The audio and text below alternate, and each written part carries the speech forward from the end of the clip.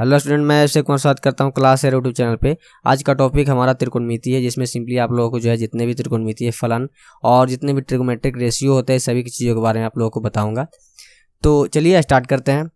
यदि आप मेरे चैनल पर नए हैं तो सिंपली जो है यूट्यूब पर जाइए और क्लास एयर सर्च मारिए, आपको जो है वहाँ पे हमारा चैनल जो है दूसरे नंबर पर मिल जाएगा। आप सिंपली वहाँ पे सब्सक्राइब कर लीजिए और बेल आइकन को ऑल पे सेट कर लीजिए ताकि आने वाला जो वीडियो होता है उनका नोटिफिकेशन जो है आप तक पहुँच जाए। तो इसके बाद चलते हैं सिंपली इंट्रोडक्शन के ऊपर। हमारा जो त्रिकोणमिति है वो रियल में है क्या, इसमें क्या उसका यूजेज क्या है, प्लस में जो है इसको हम लोग क्यों पढ़ते हैं, ठीक है ना।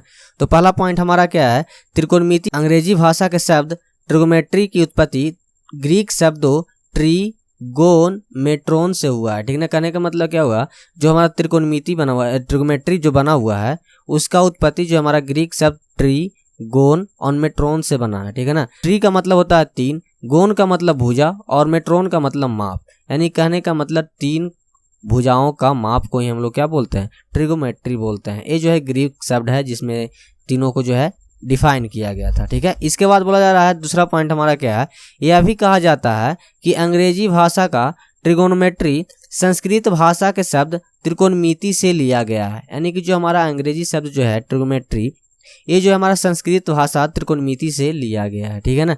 इसके बाद आते हैं तीसरा पॉइंट हमारा क्या है, त्रिकोणमिति समकोण त्रिभुज की भुजाओं और कोण के बीच के संबंधों को बताता है, ठीक है ना। इनकी जो है त्रिकोणमिति में हम लोग सिंपली जो है किसी भी जो है समकोण त्रिभुज के भुजाओं और उनके कोण के बीच में जो संबंध होता है उनके बारे में अध्ययन किया जाता है इस त्रिकोणमिति में, ठीक है ना। इसके बाद बोला रहा है त्रिकोणमिति में समकोण त्रिभुज का उपयोग भुजाओं और कोण को ज्ञात करने के लिए किया जाता है, ठीक है ना।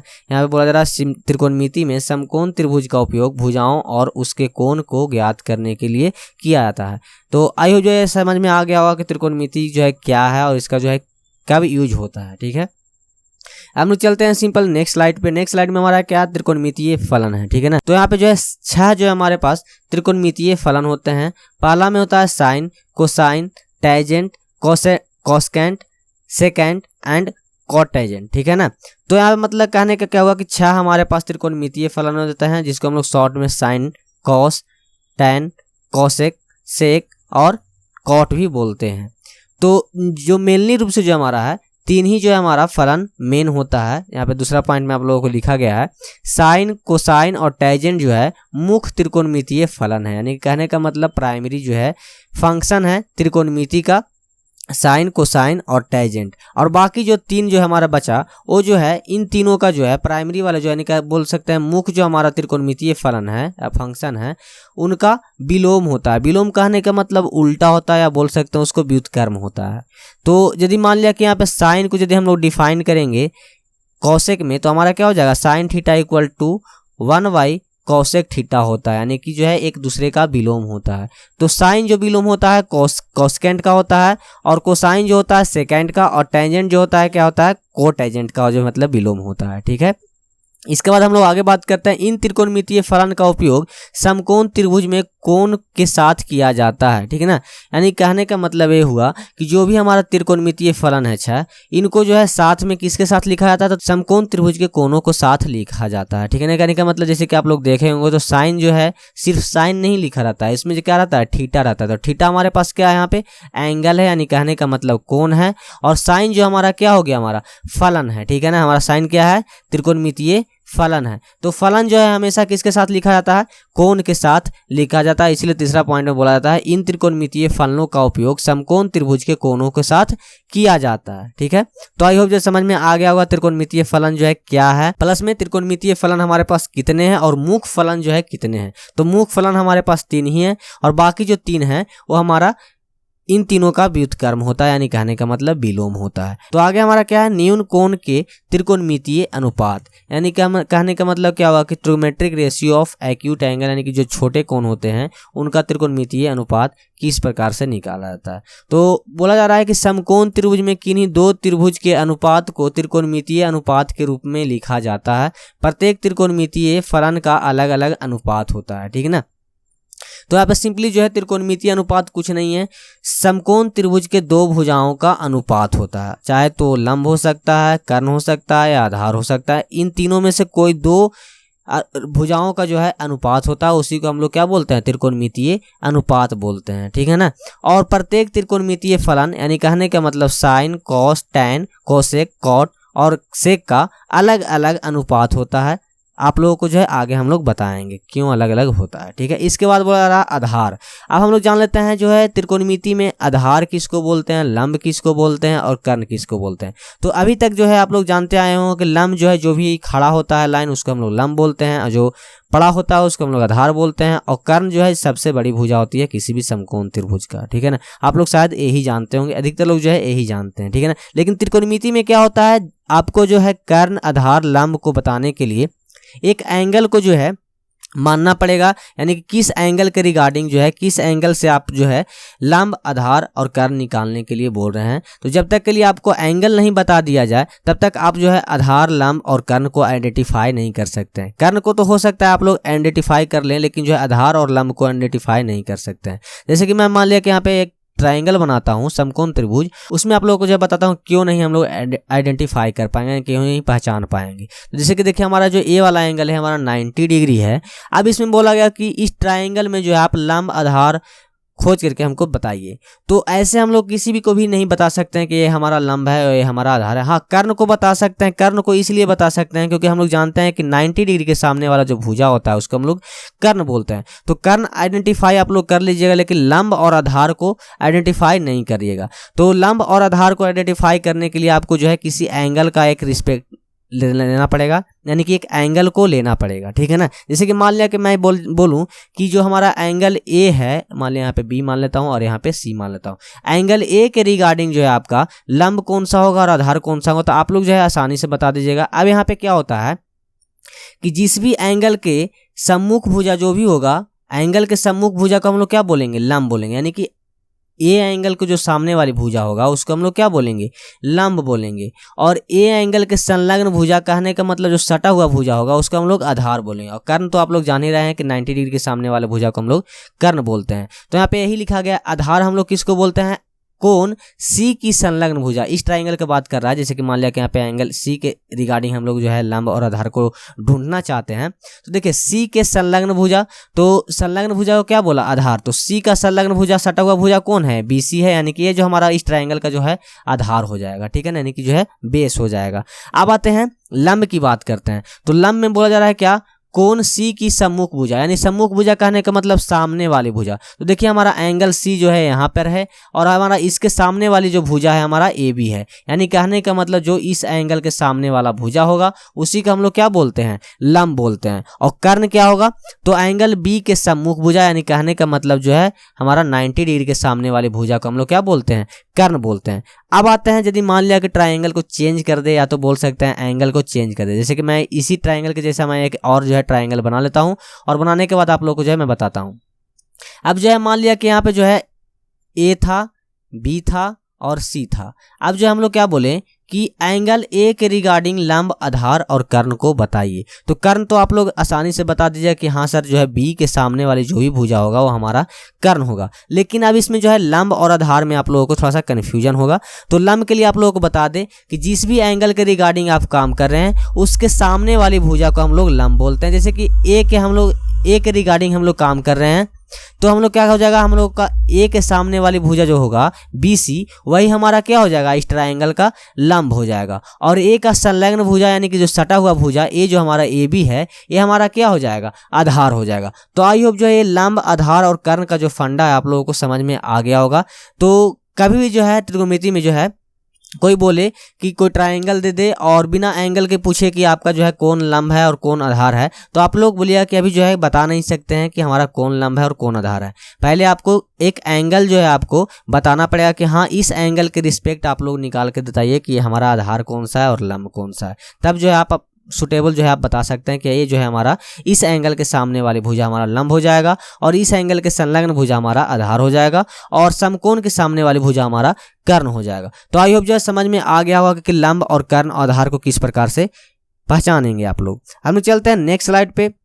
नेक्स्ट स्लाइड में हमारा है न्यून कोण सी के लिए त्रिकोणमितीय अनुपात को निकालना, यानी कहने का मतलब जो ट्राइंगल है इसके रिगार्डिंग और इस सी एंगल के रिगार्डिंग त्रिकोणमितीय अनुपात को निकालना। तो देखिए त्रिकोणमितीय अनुपात जो है हमारा सिंपली होता है sine theta, cos theta, tan theta और कोसेक थीटा, सेक थीटा और कॉट थीटा, ठीक है ना।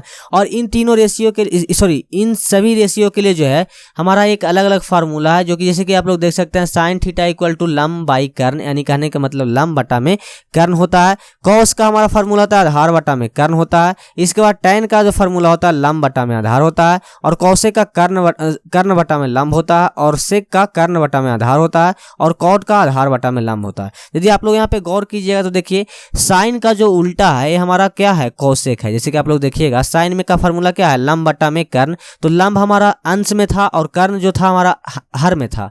अब यदि इसको कोसेक को देखिएगा तो जो हर में था साइन को वो अब ऊपर आ गया है, अंश में आ गया है, और जो हमारा अंश में था वो अब हर में आ गया। जैसे कि आप लोग देखिए कर्ण जो था हमारा हर में था वो हमारा कोसेक में अंश में आ गया है, और जो हमारा लंब अंश में था साइन में वो हमारा अब इसमें हर में आ गया। यानी कहने का मतलब कुल मिला के इसका विलोम है, जो कि आप लोगों को बताएं पहले ही, ठीक है ना।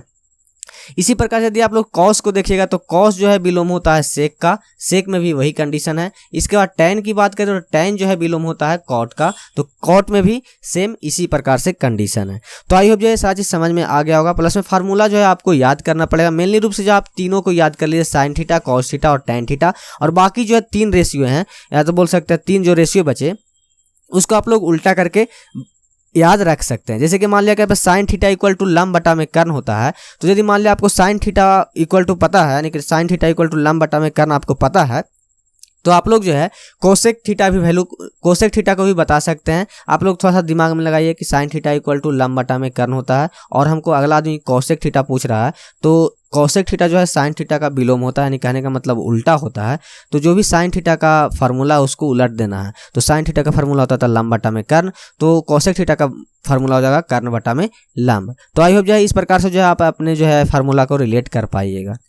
इसके बाद हम लोग आते हैं, इसका जो है एक शॉर्ट ट्रिक है जिसको आप लोग याद कर सकते हैं आसानी से। इसका शॉर्ट ट्रिक है लाल कक्का, जैसे कि आप लोग फेयर में दिखाई दे रहा होगा, लाल एल से लंब, फिर लंब, और यहाँ पे आधार, ए से जो है आधार और एल से लंब बटा में कक्का के ए, ठीक है ना। तो लाल कक्का जो हमारा है शॉर्ट ट्रिक हो गया। इसके बाद बात करते हैं हम लोग ये जो है किस प्रकार से हम लोग काम करता है, या तो इस शॉर्ट ट्रिक को किस प्रकार से याद करना। तो देखिए लंब बटा में कर्ण, ठीक है ना, लंब बटा में कर्ण हमारा क्या हो जाएगा साइन थीटा, कॉस थीटा क्या हो जाएगा आधार बटा में कर्ण हमारा हो जाएगा कॉस थीटा, टेन थीटा क्या हो जाएगा लंब बटा में आधार हमारा क्या हो जाएगा टेन थीटा, और बाकी जो है इन तीनों को यदि उलट दीजिएगा तो आपका कोसेक निकल जाएगा, सेक निकल जाएगा और कॉट भी निकल जाएगा। तो आई होप जो है शॉर्ट ट्रिक भी आप लोगों को जो है समझ में आ गया होगा, और लंब कर्ण आधार भी समझ में आ गया, और त्रिकोणमितीय फलन कितने होते हैं ये भी आप लोगों को समझ में आ गया है। हम न्यून कोण ए के लिए भी सभी त्रिकोणमितीय अनुपात को ज्ञात कर सकते हैं। न्यून कोण ए के लिए आधार एंगल ए की संलग्न भुजा ए बी हो जाएगा, यानी कहने का मतलब यदि मान लिया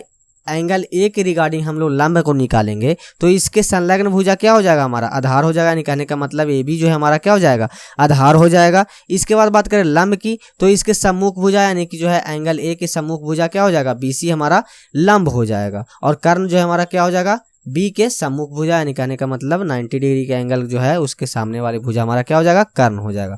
तो आई होप जो है ये दोनों एंगल से आप लोग रिलेट कर पाइएगा। इसके बाद हमारा जो है कुछ नोट्स है, नोट्स के बारे में जान लेते हैं क्या क्या होता है ट्रिगोनोमेट्रिक रेशियो में, ठीक है ना। तो यहाँ पे सबसे पहला नोट्स हमारा क्या है, त्रिकोणमितीय अनुपात न्यून कोण थीटा पर निर्भर करता है, ना कि समकोण त्रिभुज के आकार पे। तो इसको आप लोगों को समझा देते हैं। यहाँ पे थीटा कहने का मतलब जो ये एंगल है ना इस पे डिपेंड करता है कोई भी ट्रिगोनोमेट्रिक रेशियो। जैसे कि आप लोगों को 6 जो है ट्रिगोनोमेट्रिक रेशियो है, sine theta, cos theta, tan theta, cosec theta, sec theta और कॉट थीटा।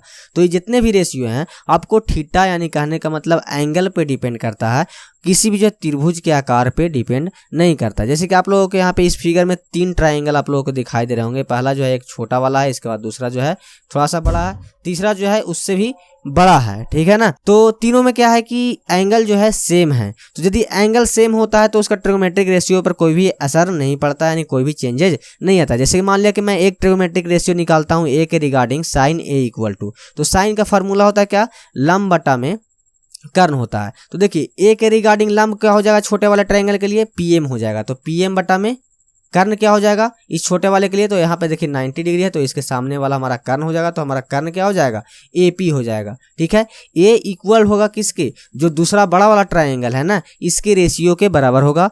तो इसका रेशियो क्या हो जाएगा बड़ा वाला ट्राइंगल के लिए, तो बड़ा वाला ट्राइंगल के लिए हमारा लंब क्या हो जाएगा CB हो जाएगा, तो CB बटा में कर्ण क्या हो जाएगा AC। ठीक है ना, तो बटा में AC, ये जो दोनों रेशियो होंगे आपस में बराबर होंगे। इससे ये मतलब हुआ कि जो भी एंगल जो है उस पे निर्भर करता है ट्रिगोमेट्रिक रेशियो यानी कि त्रिकोणमितीय अनुपात जो है थीटा पर यानी कि एंगल पे निर्भर करता है, ना कि समकोण त्रिभुज के आकार पे। समकोण त्रिभुज हो सकता है कि बड़ा हो और एक छोटा हो, और दोनों का यदि कोण सेम होगा तो उसका जो ट्रिगोमेट्रिक रेशियो है वो दोनों आपस में क्या होंगे बराबर ही होंगे। ये मायने नहीं रखता है कि त्रिभुज जो है कितना बड़ा है और या कितना छोटा है, सिंपल ये देखना है कि उसका एंगल जो है अलग तो नहीं है। यदि मान लिया अलग रहेगा दोनों का एंगल, तो यहाँ पे जो है ट्रिगोमेट्रिक रेशियो वैरी कर जाएगा, यानी कि उसका ट्रिगोमेट्रिक रेशियो भी अलग अलग होगा, यानी त्रिकोणमितीय अनुपात भी अलग अलग होगा। इसके बाद चलते हैं हम लोग दूसरे पॉइंट पे। तो दूसरा पॉइंट कुछ नहीं है, पहले वाले जो हमारा पॉइंट है उसका ही समरी है। जैसे कि यहाँ पे बोला जा रहा है त्रिकोणमितीय अनुपात प्रत्येक न्यून कोण के लिए अद्वितीय होते हैं। कहने का मतलब किसी भी जो है एक थीटा एंगल के लिए एक ही जो है रेशियो होता है, दूसरा नहीं होता है। अद्वितीय का मतलब दूसरा नहीं होना, ठीक है ना।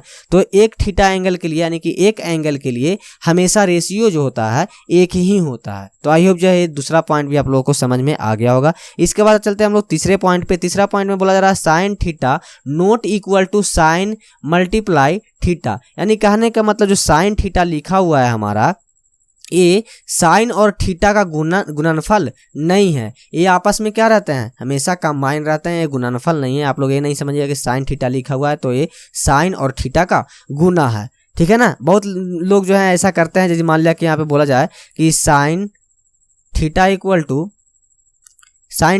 टू मान लिया कि यहाँ पे दे दिया जाए 4/5, तो बोला जाए कि आपको थीटा का वैल्यू क्या होगा, तो क्या करेंगे कि साइन को जो है इधर लेके आ जाएंगे और यहाँ पे बोल देंगे कि 4/5 इंटू साइन, ठीक है ना। तो ऐसा नहीं करना है, गुना में नहीं रहता है, साथ में कंबाइन होता है। यदि अकेला रहता है तो हमारा फलन कहलाता है, और यदि थीटा उसके साथ जुड़ जाता है तो रेशियो कहलाता है। तो आई होप जो है सारा चीज आप लोगों को समझ में आ रहा होगा। इसके बाद हम लोग चलते हैं फोर्थ पॉइंट पे। फोर्थ पॉइंट में आ रहा क्या है, किसी भी धनात्मक न्यून कोण का त्रिकोणमितीय अनुपात हमेशा धनात्मक होती है। कहने का मतलब यदि मान लिया कि कोई भी एंगल जो है धनात्मक होगा तो उसका वैल्यू भी क्या आएगा धनात्मक होगा। यदि मान लिया कोई एंगल जो है नेगेटिव होगा यानी कि ऋणात्मक होगा तो इसका वैल्यू भी ऋणात्मक आएगा, ठीक है। चौथा पॉइंट का कहने का मतलब यही था। इसके बाद चलते हैं हम लोग नेक्स्ट पे। नेक्स्ट हमारा उदाहरण है, जैसे कि आप लोग को जो भी मैंने अभी तक बताया उसके रिगार्डिंग किस प्रकार से जो है क्वेश्चन को बनाना है, यही है एग्जाम्पल में, ठीक है ना। तो सबसे पहला एग्जाम्पल हमारा क्या है, त्रिभुज ABC में एंगल C एक समकोण है। तो हमारा देखिए एक त्रिभुज ABC है और जिसमें हमारा C एंगल जो है हमारा एक क्या है 90 डिग्री का एंगल है। इसमें बोला जा रहा है भुजा AB इक्वल टू 5 सेंटीमीटर है, BC इक्वल टू 4 सेंटीमीटर है, तो कोण A के सभी त्रिकोणमितीय अनुपात को ज्ञात कीजिए। यानी कहने का मतलब इस एंगल A के लिए मतलब कि सभी जितने भी त्रिकोणमितीय रेशियो होते हैं जैसे कि sine theta, cos theta, tan theta, cosec theta, cot theta और सेक थीटा, इन सभी का मान को निकालिए, ठीक है ना। तो यहाँ पे सिंपली आप लोगों को क्या करना पड़ेगा, तो आप लोग जानते होंगे कि साइन थीटा और कॉस थीटा और टेन थीटा को निकालने के लिए आपको लंब, आधार और कर्ण का जरूरत पड़ता है। तो यहाँ पे देख लेंगे पहले क्या हमारा इस ट्राइंगल में लंब, आधार और कर्ण दिया हुआ है कि नहीं दिया हुआ है। तो देखिए कर्ण को हम लोग को आइडेंटिफाई करने के लिए क्या है हमारा फार्मूला, तो हमारा 90 डिग्री के सामने वाला भुजा जो हमारा कर्ण होता है और एंगल के सामने वाली भुजा हमारा क्या होता है लंब होता है। यानी कहने का मतलब हमारा लंब और कर्ण दिया हुआ है, लेकिन हमारा जो आधार है वो हमारा पता नहीं है, यानी कि यहाँ पे नहीं दिया हुआ। तो आपको पहले जो है आधार निकालना पड़ेगा। तो यहाँ पे सिंपली आप पहले लिख लीजिए कि जो है आपका यहाँ पे त्रिभुज ABC में हमारा जो लंब है, ठीक है ना, लंब क्या हो जाएगा, तो लंब जो है हमारा होगा एंगल A के सामने वाली भुजा यानी कि सम्मुख भुजा होगा। तो हमारा एंगल A के सामने वाली भुजा क्या है BC है। BC इक्वल टू हमारा वैल्यू दिया हुआ है क्या 4 सेंटीमीटर, तो यहाँ पे 4 सेंटीमीटर दे देना है। इसके बाद बोला जाए क्या कर्ण, तो कर्ण को भी हम लोग यहाँ पे दर्शा देते हैं। कर्ण हमारा क्या हो जाएगा, तो जो हमारा 90 डिग्री है उसके सामने वाली भुजा को हम लोग कर्ण बोलते हैं, जो कि हमारा किससे डिनोट किया गया है BA से डिनोट किया गया है। तो BA का वैल्यू क्या है 5 सेंटीमीटर, तो इसका वैल्यू भी हम लोग लिख लेते हैं। इसके बाद बात करते हैं आधार की। तो आधार हमारा क्या है, आधार जो होता है एंगल के संलग्न भुजा को ही हम लोग आधार बोलते हैं। तो हमारा एंगल A है और इसके संलग्न भुजा जो हमारा क्या है AC है। तो AC इक्वल टू हमको पता नहीं है, तो मैं यहाँ पे जो है क्वेश्चन मार्क दे देता हूँ, या तो यहाँ पे लिख देता हूँ माना x, ठीक है ना, यानी कि हम लोग अभी तत्काल में जो है मान लेते हैं कि वो जो है वैल्यू है हमारा आधार का, जो वैल्यू है हमारा x सेंटीमीटर है। तो आई होप जो यहाँ तक समझ में आ गया होगा। इसके बाद यदि आप लोग पाइथागोरस प्रमेय जानते होंगे, तो किसी भी समकोण त्रिभुज में यदि लंब और कर्ण दिया हुआ रहे तो आधार को आसानी से निकाला जाता है पाइथागोरस प्रमेय से। तो हम लोग यहाँ पे फिर से लिखते हैं त्रिभुज ABC से, यानी कि पाइथागोरस प्रमेय जब लगाएंगे, यानी कहने का मतलब क्या होगा, पाइथागोरस प्रमेय क्या होता है हमारा, कर्ण का स्क्वायर, ठीक है ना, कर्ण का स्क्वायर इक्वल टू लंब का स्क्वायर माइनस प्लस आधार का स्क्वायर, ठीक है ना, यही हमारा क्या होता है, पाइथागोरस प्रमेय होता है, ठीक है ना। तो यानी कर्ण का स्क्वायर इक्वल टू लंब का स्क्वायर प्लस में आधार का स्क्वायर। तो देखिए कर्ण हमारा दिया हुआ है क्या, हमारा यहाँ पे 5 सेंटीमीटर दिया हुआ है, तो 5 का स्क्वायर लिख देंगे। लंब हमारा क्या दिया हुआ है, लंब हमारा दिया हुआ है 4, तो 4 का स्क्वायर लिख देंगे। इसके बाद आधार क्या है, तो आधार हमको कुछ भी नहीं दिया हुआ था, लेकिन हम लोग माने क्या है, x माने हैं, तो x का स्क्वायर हो जाएगा। अब यदि मान लिया कि चर को एक तरफ और अचर को एक तरफ करेंगे तो हमारा x square equal to 5 square minus 4 square हो जाएगा, ठीक है। अब यदि हम लोग x स्क्वायर का वैल्यू लिखेंगे तो यहाँ पे 5 का स्क्वायर क्या हो जाएगा, 25, और 4 का स्क्वायर 16 हो जाएगा, तो यहाँ पे 16 लिख देते हैं। यदि मान लिया कि 25 में से 16 को घटाएंगे तो वैल्यू हमारा क्या बच करके आएगा, 9 बच करके आएगा। कुल मिलाकर के हमारा क्या हुआ कि x स्क्वायर का जो वैल्यू है हमारा 9 के बराबर हो गया। अब यदि स्क्वायर को दूसरे साइड लेके जाएंगे तो हमारा वो रूट में आ जाएगा, यानी कि √9 हो जाएगा x का वैल्यू। अब यदि x का वैल्यू निकालिएगा तो आपका 3 आ जाएगा आधार, ठीक है ना। तो यहाँ पे x का वैल्यू कितना आ गया, 3, तो यहाँ पे आधार भी क्या हो जाएगा, 3 सेंटीमीटर। तो हमारा जो है आधार भी निकल करके आ चुका है। तो अब जितने भी ट्रिगोमेट्रिक रेशियो हैं इन सभी का मान हम लोग निकाल सकते हैं। तो पहला हमारा जो ट्रिगोमेट्रिक रेशियो होता है साइन थीटा, हम लोग जो है उसी को निकाल करके दिखाते हैं। तो साइन थीटा, लेकिन साइन थीटा के जगह पे क्या है हमारा a है, तो हम लोग क्या बोलेंगे, साइन a इक्वल टू, तो साइन a इक्वल टू क्या होता है, लंब बटा में कर्ण, ठीक है ना। तो यहाँ पे फार्मूला लिख देना है, लंब बटा में कर्ण होता है साइन थीटा का फार्मूला, तो लंब बटा में कर्ण। अब देखिए हमारा लंब क्या दिया हुआ है, तो लंब हमारा जो है 4 सेंटीमीटर दिया हुआ है, तो 4 सेंटीमीटर यहाँ पे लंब का वैल्यू डाल देंगे। और कर्ण की बात करें तो कर्ण हमारा जो है 5 सेंटीमीटर है, तो कर्ण की जगह पे 5 सेंटीमीटर डाल देंगे। अब देखिए साइन ए का जो वैल्यू आ गया, यानी कि ट्रिगोमेट्रिक रेशियो जो है साइन ए का, वो हमारा 4/5 आ गया।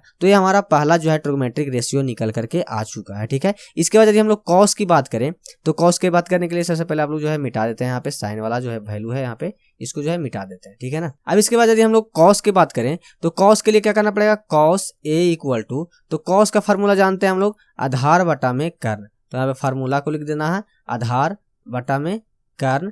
अब यहाँ पे यदि आधार का वैल्यू देखेंगे यहाँ पे, तो आधार का वैल्यू आपका जो है 3 अभी जो है तुरंत निकल करके आया है, तो 3 यहाँ पे वैल्यू डाल देंगे। इसके बाद कर्ण की बात करें तो कर्ण हमारा जो है 5 सेंटीमीटर है, तो 5 यहाँ पे वैल्यू डाल देंगे। अब देखिए हमारा कॉस ए भी निकल करके आ चुका है, हमारा 3/5। अब इसके बाद हम चलते हैं tan ए का भी वैल्यू जो है निकाल लेते हैं, क्योंकि जो है तीसरा हमारा ट्रिगोमेट्रिक रेशियो है। तो tan ए इक्वल टू, यदि tan ए का फार्मूला आप लोग जानते हैं, तो tan ए का क्या होता है, लाल का यदि आप लोग लगाइएगा तो लास्ट में आता है tan, ठीक है ना।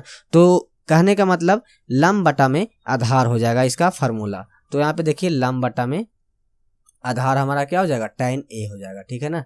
तो लंब बटा में आधार, 1 मिनट, और यहाँ पे लंब का वैल्यू जो है हमारा 3 है, तो 3 ले लेते हैं। और आधार का वैल्यू क्या है हमारा, सॉरी यहाँ पे लंब का जो वैल्यू है यहाँ पे 4 है, तो 4 ले लेते हैं। और आधार हमारा क्या है, 3 है, तो 3 ले लेते हैं। यानी कहने का मतलब 4/3 हमारा यहाँ पे वैल्यू आ चुका है, ठीक है। तो यहाँ से जो है आप साइन ए, कॉस ए और tan ए को वैल्यू को निकाल लिए हैं। अब यदि हम लोगों को जो है कॉसेक ए, कॉट ए और सेक ए निकालना है, तो इन जो भी तीनों रेशियो आया है इन तीनों को उलट देंगे तो आपका जो है कॉसेक ए और सेक ए प्लस में कॉट ए भी निकल करके आ जाएगा।